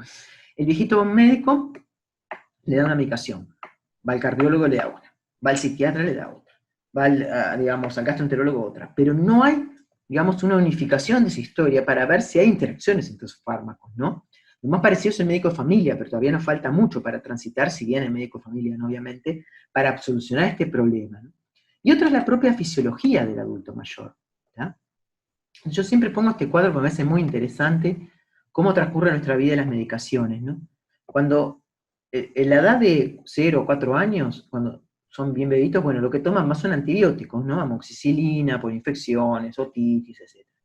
Cuando de 4 a 12 años ya le empiezan a dar en la escuela Ritalina, ya le puse, acá está por los nombres comerciales, ya el niño hiperkinético, hiperactivo, que nadie se lo fuma, en la escuela, y ya le empiezan a medicar. No importa, Ritalina, quédate quieto y tranquilo.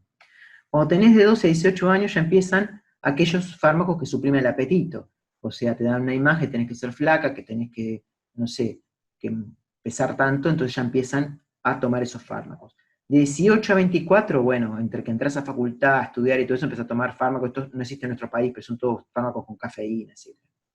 Ya cuando de 24 a 38 años ya te empieza la locura, hijos, estudio, trabajo, Prozac. Prozac es un antidepresivo.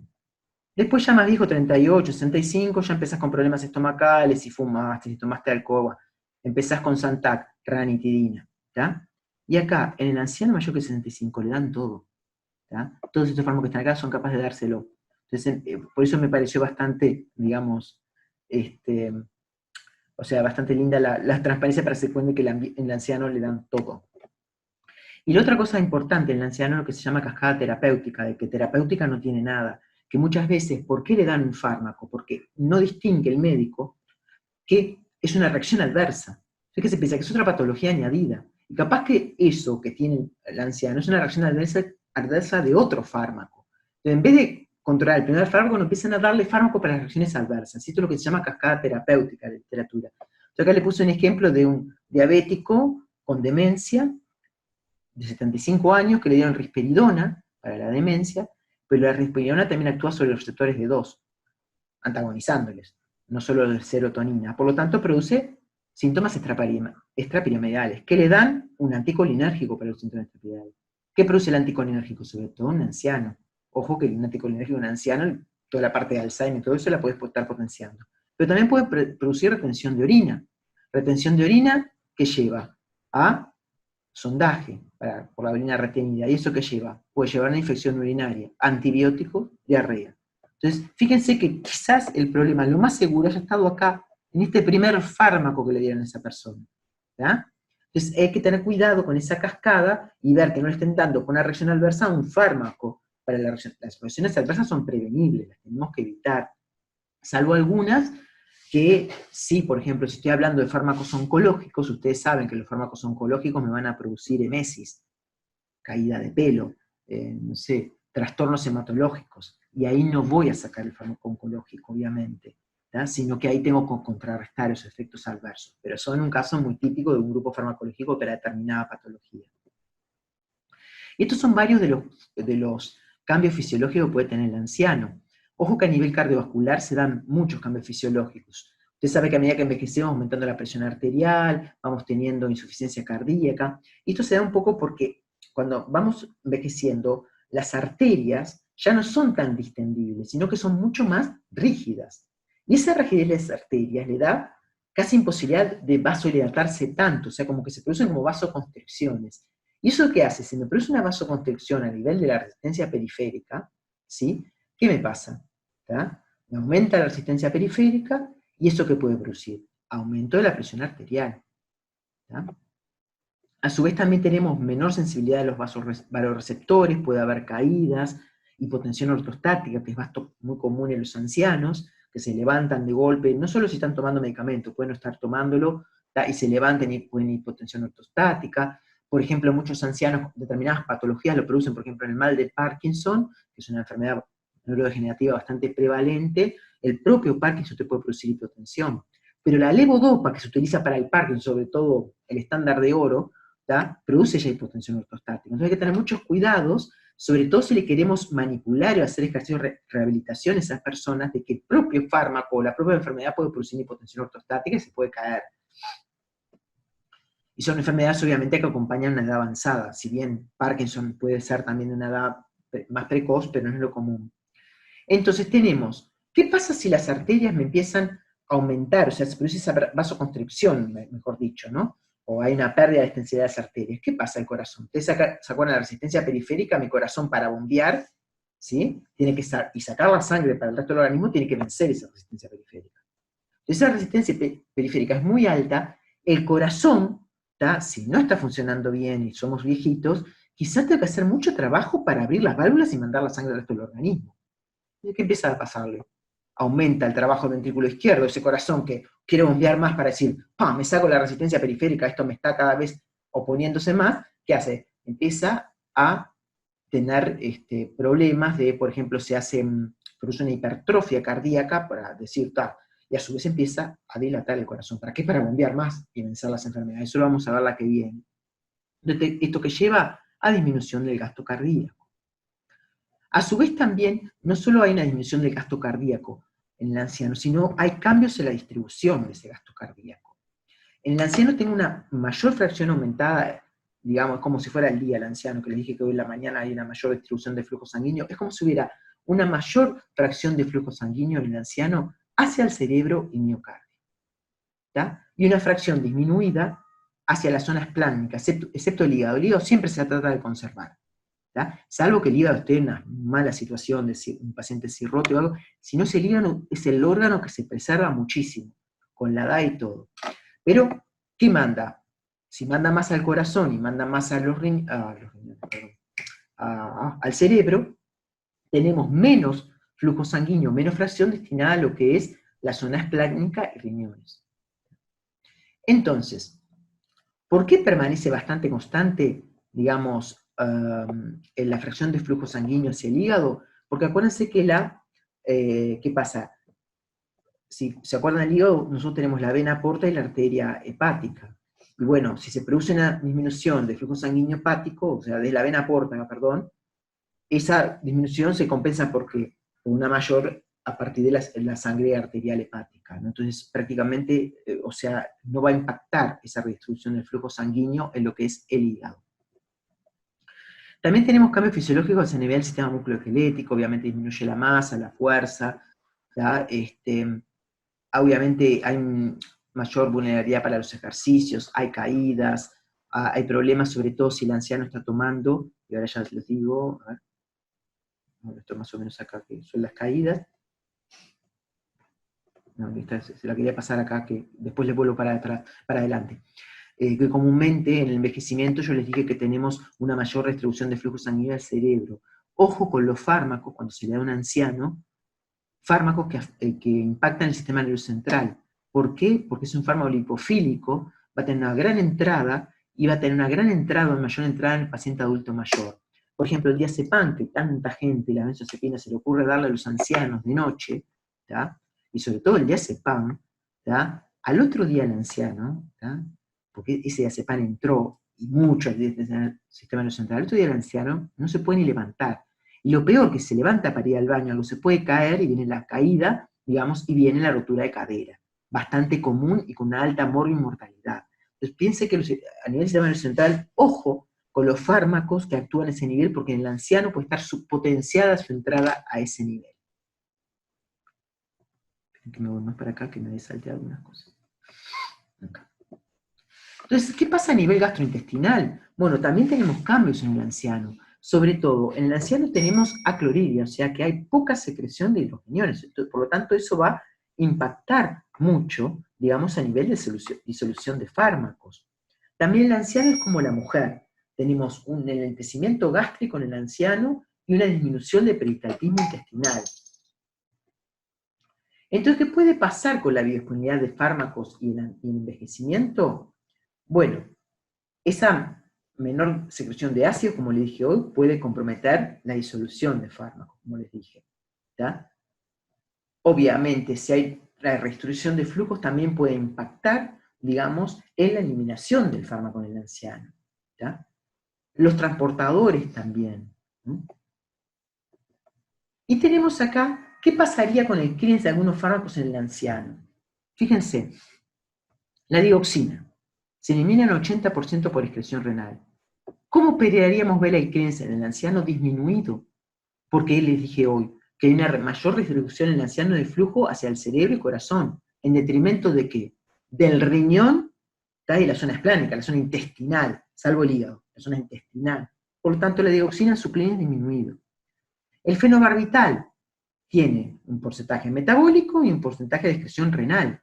Por lo tanto, su clearance va a estar disminuido. ¿Pero por qué? Por la parte de excreción renal, que va a estar disminuida. La teofilina tienen también metabólico y renal. Por lo tanto, el clearance en el anciano va a estar disminuido por la parte renal. La carbamazepina, metabólica, cuando digo metabólica a nivel del intestino lo estoy diciendo, ¿no? Pero también tiene intestinal. Entonces también va a estar disminuida. No por la parte del hígado, sino por la parte intestinal, porque le va a llegar menos fracción de gasto cardíaco hacia la zona esplánica intestinal. La fenitoína, prácticamente el metabolismo es a nivel hepático. Por lo tanto, en el anciano, el clearance estaría incambiado. ¿Qué pasa con la cronofarmacocinética? O sea, la hora del día cuando tendría que administrar el fármaco. Y acá hablamos de la cronoterapia, y que esto lo dicen todos los libros, que no solo es la cantidad correcta de la sustancia correcta de estar en el lugar correcto, sino también en el tiempo correcto. Entonces, ¿qué pasa? Nosotros tenemos variaciones que pueden ser a lo largo de las 24 horas, que son las que se conocen como circadianas, también tenemos infradianas, extradianas, etc. Pero vamos a hablar de las variaciones de las 24 horas, o sea, en el ciclo día-noche, o luz-oscuridad. Y fíjense, estas son las horas donde se manifiestan los picos de variables fisiológicas. Fíjense, la secreción de ácido clorhídrico, acá está, comienza en la tarde-noche, o las primeras horas de la madrugada, ¿sí? Es cuando tenemos mayor secreción, ¿tá?, de protones al estómago. Y por lo tanto, la mayor posibilidad de tener úlcera, que anda por acá arriba, es a esa hora. A su vez también, la mayor secreción, digamos, de lo que es toda la parte de simpático, sistema renina-angiotensina aldosterona, la viscosidad sanguínea, todas esas primeras horas de la mañana. A primeras horas de la mañana es cuando tenemos mayor posibilidad de tener algún problema cardiovascular, ya sea infarto, ya sea aumento de la presión arterial, etc., ¿no? Entonces se acompaña la hora, digamos, de las variables fisiológicas con donde se manifiestan los síntomas. Estas son simplemente estadísticas, por ejemplo, del infarto miocardio, de la isquemia miocárdica, del accidente trombótico, a qué horas de la mañana, que comúnmente se dan más en la mañana, sobre todo el accidente trombótico, que en otras horas del día. Esta es la secreción de ácido, de protones, esta es la noche, ¿tá? Y acá está el pH, ¿no? Pero vamos a ver si quieren de ácido es lo mismo. ¿Tá? Fíjense que la secreción, ¿tá?, de protones es mayor, digamos, empieza a subir, fíjese acá, a partir de las 20 horas, ¿tá? Para después ir bajando, ¿sí? Entonces, esto es bastante interesante. Si yo tengo que la secreción de protones es mayor, digamos, durante las primeras horas, o sea, las primeras horas de la noche, a partir de las 20 horas, ¿tá? O sea, por ejemplo, a los 24 tenemos un pico importante, yo, ¿cuándo daría un fármaco? Sobre todo un fármaco anti-H2, ¿tá? Ustedes saben que los fármacos anti-H2, que ya los vieron, antagonistas anti-H2, como la cimetidina, que casi no se usa, la famotidina y la ranitidina, tienen semilla de eliminación corta.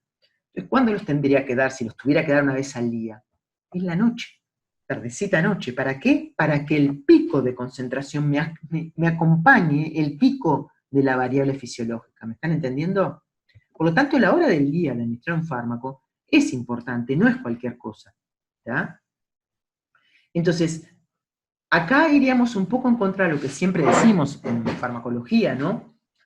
Pero, profe, entonces, como la secreción de ácido clorhídrico es de noche la mayor, digamos, vos, como tu medicamento lo va a disminuir, tratás de atacar en ese momento. Claro. Que sería donde se daría el síntoma, ponele. Exacto. Ojo que eso, estoy hablando, perdón, de los fármacos en medida corta. Porque los fármacos, los fármacos en medida larga, que a veces duran 24 horas, ya sería, no importa la hora del día, cuando le venga mejor al paciente. ¿Ah? Claro. ¿Ah? Son los de vida corta. Es más, ahora lo que iba a decir que justamente, vieron que nosotros siempre decimos, bueno, evitar las oscilaciones pico-valle y llegar a la perfusión intravenosa sería como algo grandioso. Bueno, con respecto a los ritmos circadianos no es nada grandioso. Porque si yo estoy administrando el fármaco con perfusión continua, o lo estoy dando en una administración prolongada, de liberación prolongada, no está yendo el fármaco, no estoy teniendo concentraciones que me sigan, digamos, los picos de las variables, ¿me entienden? Sí. Puedo estar evitando otras cosas, porque muchas veces el fármaco, evitar la oscilación pico-valle, se hace, no como dicen los médicos, para mejorar la adherencia, no, es para mejorar, digamos, o sea, que no tengamos problemas de pico que pueden... seguridad. Exactamente, ¿tá? Problemas de pico que pueden estar relacionados con efectos adversos, o problemas de valles muy bajos que pueden estar relacionados con falla terapéutica, ¿verdad? Entonces, sí. Pero en este caso, digamos, desde el punto de vista de lo que es los ritmos circadianos, no acompañar el pico no está muy bueno, porque podemos llegar a la desincronización, ¿tá? Entonces, que tengo otro ejemplito. Esto es un ejemplo que me gustó pila, pero es porque es de la ando con las interleuquinas acá. Es con la artritis reumatoidea, ¿tá? Ustedes saben que la artritis reumatoidea, sobre todo el pico de dolor, o sea, se da, sobre todo cuando el paciente lo tiene, artritis reumatoidea, se da la rigidez articular que tiene el paciente, el dolor, digamos, y la discapacidad, se da, fíjense en la tabla, quiero decir, en la gráfica, que esta es, se da, fíjense que 5 de la mañana más o menos, en las primeras horas de la mañana, ¿sí? ¿Sí? Y en los pacientes, y esto está muy bonito, ¿tá? Fíjense las citoquinas inflamatorias, acá pusieron la interleuquina 6, ¿tá? Este es en un sujeto sano, ¿tá? Pero fíjense en un sujeto con artritis reumatoidea, ¿dónde se da el pico? Justamente. Coincide con el pico que tenemos, ¿me entienden? Que tenemos el mayor síntoma. Y ahora me voy un poquito más con esto de la artritis, porque todos esos proinflamatorios, o sea, todas las interleuquinas, citoquinas, todo lo que sea, o sea, ¿quién las promueve durante la noche? Digamos, la melatonina. ¿Tá? La melatonina, ustedes saben que justamente lo que se dispara en la noche, ¿tá? Pero la melatonina, y esto está muy balanceado con el cortisol, pues nosotros, o sea, el organismo nuestro secreta cortisol, y el cortisol justamente se tendría que oponer a toda la cascada inflamatoria, porque es antiinflamatorio, ¿verdad? Pero ¿qué pasa? Sí. Nosotros tenemos, y fíjese la parte de arriba, la melatonina en la noche, el cortisol a primera hora de las mañanas, ¿no? Un poquito empieza en la madrugada. ¿Qué pasa en pacientes con artritis reumatoidea? ¿Ya? Los niveles de melatonina son más altos ya en pacientes con artritis reumatoidea que en voluntarios sanos. O sea que ya estamos diciendo que va a haber más, digamos, factores proinflamatorios por tener más melatonina, ¿tá? Porque promueve, ¿sí? Eso es la interleuquina. Profe, Sí. quedó como un cuadro con muchas letras. Es como, ahí ya está. Quería ver si era una gaussiana o no. No, sí. Yo dejé porque estaba señalando y seguía hablando y me olvidé que estaba esa cosa que como no estoy con los lentes no sé. Entonces, ¿qué pasa con la melatonina? La melatonina es mucho mayor en aquellos pacientes, y ya se demostró eso, ¿no? En pacientes con artritis reumatoidea en comparación con aquellos voluntarios sanos. Por lo tanto, yo iba a tener más, todo el sistema proinflamatorio exacerbado. Pero a su vez, ¿cómo es? La liberación de la misma es diferente. Fíjense acá, este es un paciente con artritis reumatoidea, ¿tá? Bueno, entonces fíjense la gráfica de abajo. La melatonina en pacientes con artritis reumatoidea empieza antes, ¿tá? ¿Sí? O sea, el pico es antes, y a su vez también queda como más plató que en los voluntarios sanos, ¿tá?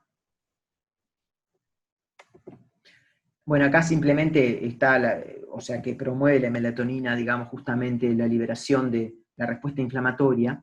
Pero ¿qué pasa? Lo que se vio, lo interesante es que, ¿qué pasa? Que el cortisol, o sea, permanece igual en los pacientes con artritis reumatoidea que en los sanos. Entonces no contrarresta, como tendría que contrarrestar, digamos, esa exacerbación de toda esa cascada inflamatoria. Y acá lo tienen muy bien, fíjense en la gráfica de la izquierda, como le mostré, tenemos el pico de interleuquina, de la artritis reumatoidea, en la mañana, ¿tá? Primero de la mañana. Y fíjense el cortisol entre los pacientes con artritis reumatoidea y voluntarios sanos es igual, ¿tá? Entonces, o sea, hay una inadecuada secreción de cortisol en relación a la inflamación. Y lo importante es cuando damos un fármaco, antes no lo teníamos, pero hace ya unos años, que tenemos la prednisona, que es un corticoide, de liberación modificada. ¿Qué es esta liberación modificada? Esta era la prednisona convencional. ¿Tá? Ahora, si yo la doy modificada, si la administro a las 22 horas de la noche, que es comúnmente lo que se da, la liberación de prednisona se va a producir a las 2 horas. A las 2 horas de la mañana, debo decir. 4 horas después. ¿Tá? Y acompasa el pico, digamos, de interleuquinas que empiezan ahora esas horas de madrugada. ¿Me entendieron? Sí. Bueno, yo voy a dejar por acá, porque no los quiero jorobar, porque fue mi culpa todo esto de conexión. La clase que viene terminamos esto. Perdón que yo no les di ¿cómo se llama? Para entrar al aula, es Terapia 1-2020. ¿Anotaron? Porque esto ya está colgado en el aula. Terapia 1-2020. ¿Sí? Sí. ¿Tá? La clase que viene terminamos, redondeamos esto, que es un poquito, no es tan largo, y ya empezamos con insuficiencia cardíaca. ¿Está? Bien. Esperemos que no tenga problemas yo y no tener que estar en el hospital, estar en mi casa que voy a tener mejor conexión. Perdón por todas las cosas, la clase va a quedar grabada igual, así que bueno, para los que no pudieron o se fue cortando, veremos, lo solucionaremos. ¿Lo suben al canal de YouTube? ¿Cómo? ¿Al canal de YouTube es que lo suben? Sí. Sí. ¿Está? Bueno, chao chiquilines. Chao. Chao. Bien. Chao, gracias.